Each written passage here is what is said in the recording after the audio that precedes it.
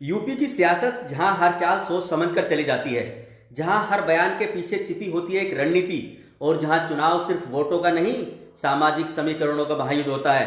साथियों नमस्कार, आप देख रहे हैं दी गुड न्यूज और मैं हूं आपके साथ सुंदर चंदेल। 2027 का विधानसभा चुनाव अभी दूर है, लेकिन बिसात बिछ चुकी है। एक तरफ है समाजवादी पार्टी के मुखिया अखिलेश यादव, जिन्होंने पीडीए यानी पिछड़ा, दलित और अल्पसंख्यक का फार्मूला तैयार कर लिया है।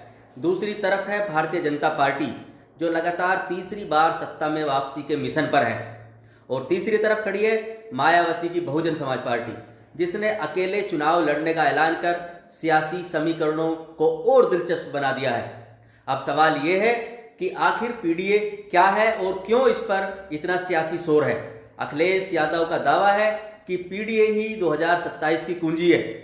उनका आरोप है कि एसआईआर प्रक्रिया में फॉर्म 7 के जरिए जिन नामों को टारगेट किया गया जा रहा है, वे ज्यादातर पीडीए वर्ग से हैं। उन्होंने अपने कार्यकर्ताओं को पीडीए पर हैरी कहते हुए सतर्क रहने का संदेश भी दिया है। उनका कहना है कि यह लड़ाई जिला अदालत से लेकर सुप्रीम कोर्ट तक जाएगी। यानी साफ है कि सपा इस मुद्दे को सिर्फ राजनीतिक नहीं, सामाजिक न्याय की लड़ाई के तौर पर पेश करना चाहती है।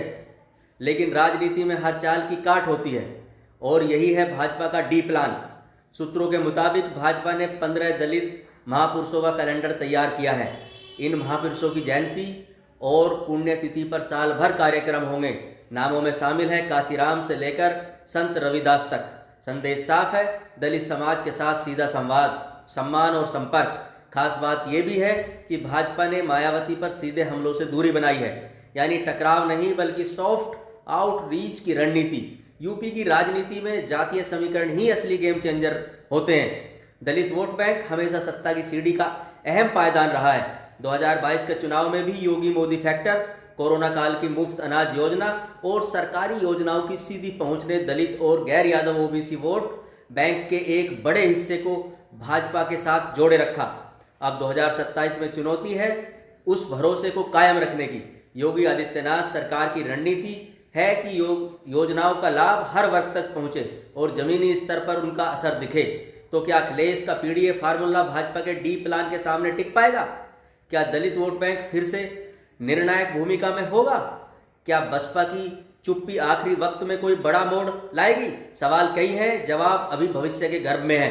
लेकिन इतना तय है कि 2027 का यूपी चुनाव सिर्फ सत्ता की लड़ाई नहीं होगा, बल्कि सामाजिक समीकरणों की सबसे बड़ी परीक्षा होगा।